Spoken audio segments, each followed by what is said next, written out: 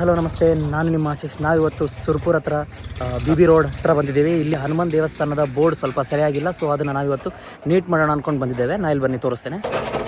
ಇಲ್ಲಿ ನೋಡ್ರಿ, ಆಂಜನೇಯನ್ ಬೋರ್ಡ್ ಎಲ್ಲ ಸ್ವಲ್ಪ ಕೆಟ್ಟೋಗಿದೆ, ಸೊ ಅದಕ್ಕೆ ನಮ್ಮ ಮಾಮ ಅದನ್ನೆಲ್ಲ ತಿಕ್ತಾ ಇದ್ದಾನೆ. ಇದೆಲ್ಲ ಕಂಪ್ಲೀಟ್ ಆದಮೇಲೆ ನಾವಿವತ್ತು ಪೇಂಟಿಂಗ್ ಮಾಡ್ತಾ ಇದ್ದೇವೆ ನಾವು ಇದ್ರ ಮೇಲೆ.